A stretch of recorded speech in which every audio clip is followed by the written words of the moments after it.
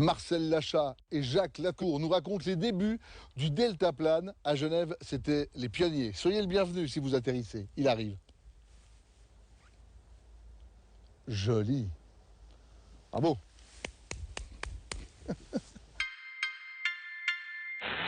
Je m'appelle Marcel Lachat, je suis né en 1947, j'aurai 73 ans et je vais vous raconter l'histoire de l'aile delta. J'étais le pionnier à Genève de ce qui est devenu un nouveau sport. Bonjour, Jacques Lacour, j'ai 60 ans. Et depuis que je suis petit, je suis passionné par les choses de l'air, je vole tout le temps. Je travaille actuellement comme directeur technique en télévision, mais chaque fois que je peux, je suis en l'air, et voire même pendant la nuit, en l'air sur le simulateur avec le casque de réalité virtuelle.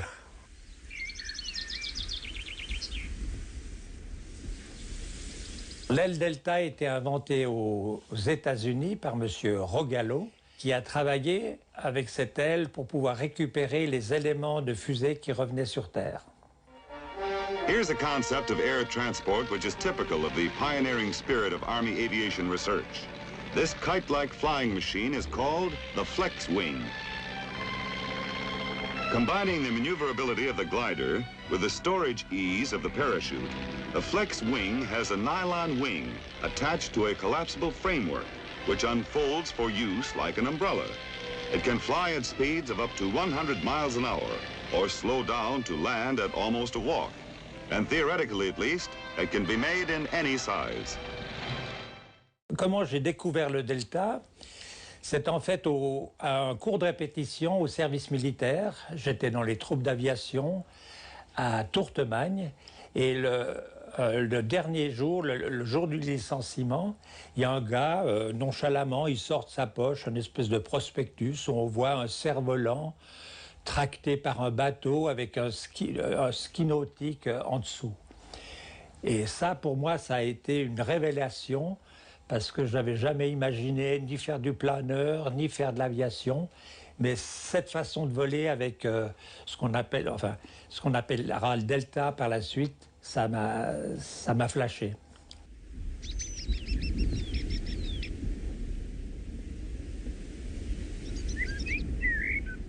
Je m'enquiers de savoir où on peut acheter une aile. Et en effet, il y avait un Parisien qui importait des ailes delta des États-Unis. Et il s'appelait Bernard Danis. Et on a tous volé au début sur des Danis. Dès qu'on a eu les premières ailes, on s'est précipité sur des pentes assez plates. On ne savait même pas comment il fallait apprendre, évidemment. Alors on avait monté notre aile, on courait avec ça comme une petite maquette. Et puis par la suite, on a commencé à aller sur des collines, des talus. Et puis on a fini par décoller. Et ça a duré toute une saison. Les week-ends entiers, on en oubliait de manger, de boire. On montait, on descendait. C'était vraiment la révélation. Au début, on se rencontrait en Valais avec les quelques tout nouveaux, Rittner, de Kalber-Matten, Ballet, Mougin. On faisait ces petits exercices de talus. Et un jour, il y en a un qui me dit « Oh, on a fait un grand vol, on est parti du Corbeau à Morgin, etc. » Puis moi, je me suis dit bah, « Si eux, ils ont fait ça, ils sont pas plus forts que moi, je vais monter au Salève. » Alors, je me suis fait monter au Salève par un élève que j'avais. J'ai déplié mon aile. Le gars, il était persuadé que j'avais inventé une nouvelle tente. Et puis, il me regardait monter ça comme un prototype de tente. Et quand j'ai mis le harnais, puis il m'a vu décoller avec ma tente, alors là, il est venu fou, il ne savait plus comment il s'appelait, et puis moi non plus. En fait, j'ai décollé des craies, et je me suis fait la peur de ma vie. Parce qu'en effet, j'avais fait que des petits vols au ras du sol, et tout d'un coup, en décollant du Salève, vous êtes à 800 mètres au-dessus, et j'étais persuadé que j'étais monté de 800 mètres. Et c'est vrai, je dois avouer que j'ai eu la trouille de ma vie.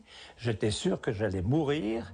Et en une fraction de seconde, j'ai vu le film de ma vie. Mais les enfants, mon mariage, enfin, et ça existe de revoir comme un disque dur, quand on a la trouille, de voir sa vie en une fraction de seconde.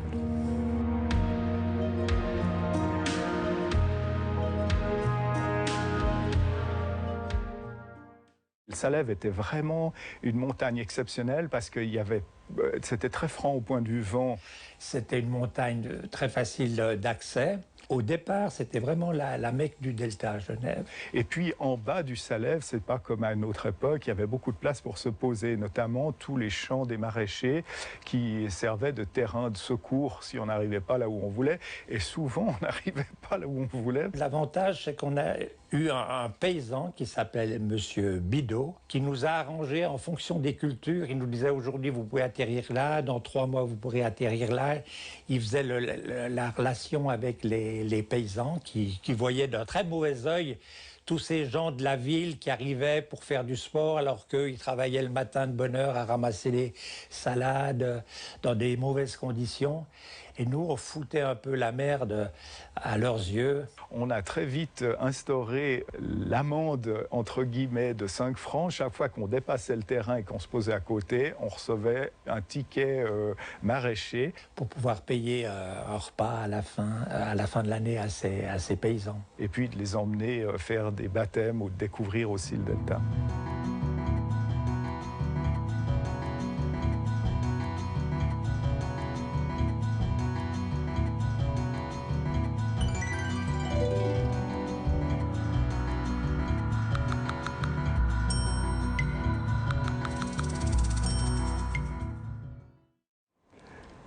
Le décollage, avec le parachute sur le ventre comme on avait tous. Oh là là, oh le vent, au secours, le décrochage, le retour à la pente. Ben lui, il revient de loin.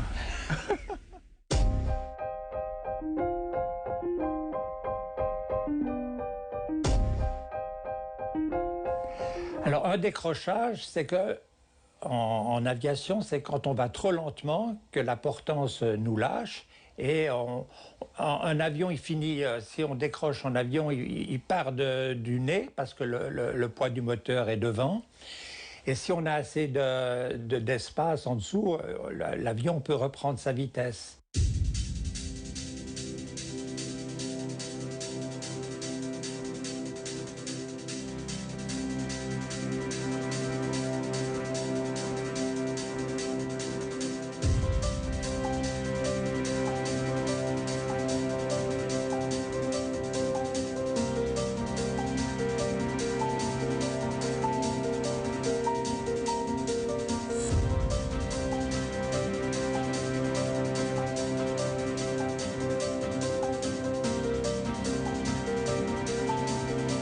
Alors, par rapport aux images où on se fait tracter, il y avait des jours, on ne pouvait pas aller au Salève pour voler. Il y avait soit trop de vent et on s'amusait à faire des choses à terre. Alors, on a aussi inventé, si on veut, le tracter.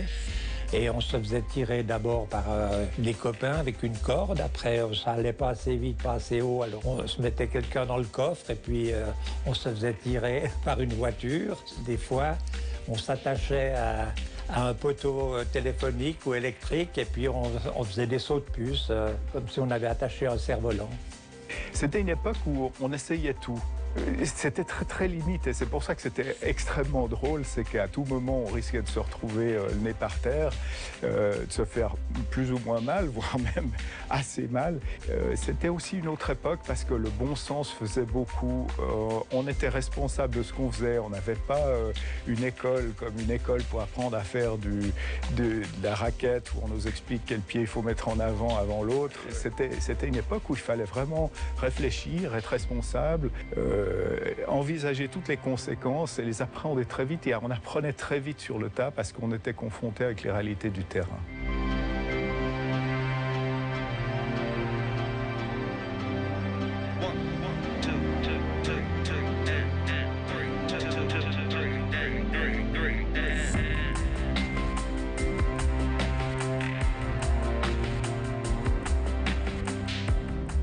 Pour la formation, moi, j'étais le premier à avoir un biplace. J'ai dû le faire homologuer par l'Office fédéral de l'air.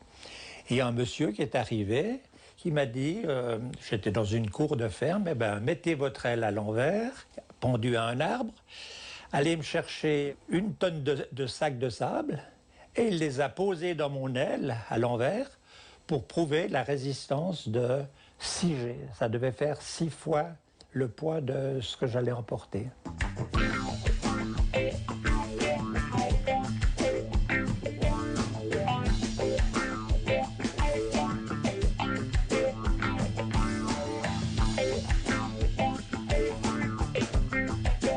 J'ai commencé à faire voler des gens dans un but pédagogique. Alors, je faisais chaque fois 1 ou 2 vols en biplace pour montrer à l'élève la prise de terrain, etc.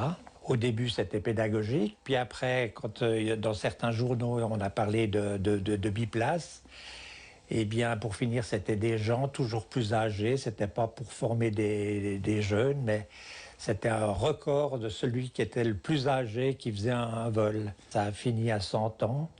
Et un jour, on m'a dit... quand est-ce que tu fais voler des cercueils? Alors j'ai arrêté de faire ce genre de concours.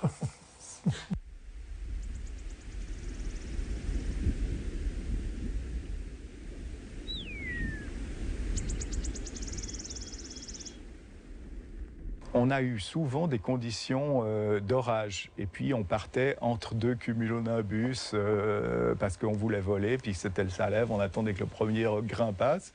Puis, on partait dans le deuxième en se disant, on va descendre. Puis, ce qui devait arrivait de temps en temps. On se faisait choper par l'aspiration du cumulonimbus. Et puis, on n'arrivait plus à descendre. Et dans ce cas-là, on se mettait en spirale. On descendait tout ce qu'on peut. Il n'y avait pas de frein à l'époque. On n'avait aucun moyen de freiner les ailes. On ne savait pas comment descendre plus vite. Donc, le seul moyen de s'en sauver, c'était, 1, de voler le plus loin possible du centre, et puis 2, d'écarter les bras, les jambes, tout ce qu'on pouvait, puis de spiraler, parce qu'on détruisait pas mal en spiralant.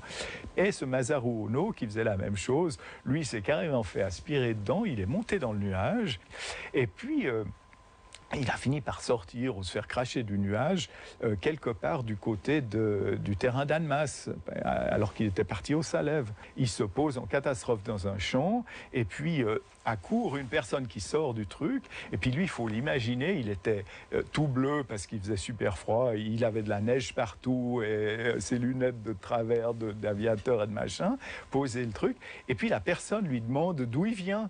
Et puis, ça faisait pas longtemps qu'il était à Genève, puis il dit, mais je viens du Japon, parce que c'est la première chose qui lui est venue de l'esprit.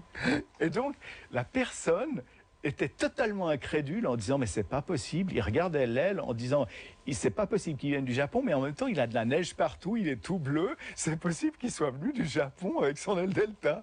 Donc, quand on raconte cette histoire, les gens nous prennent pour des fous, mais il y a eu un moment de quiproquo où le fermier était sûr que le japonais venait du Japon avec son aile delta. C'est drôle. En France, j'ai atterri sur un terrain, tout d'un coup je vois une voiture arriver en trombe, le paysan sort, j'étais sûr que j'allais me faire engueuler parce que j'avais atterri dans son terrain, puis il arrive vers moi tout doux comme ça, il me dit « Je m'excuse, je suis en salopette ». Le gars, il était tellement subjugué par l'arrivée d'une aile delta, il croyait que j'étais l'ange Gabriel, surtout que c'était un dimanche matin, qu'il s'excusait d'être en salopette pour m'accueillir, alors que moi, je croyais qu'il allait m'engueuler. Donc il y a toujours eu beaucoup de spectacles au terrain d'atterrissage.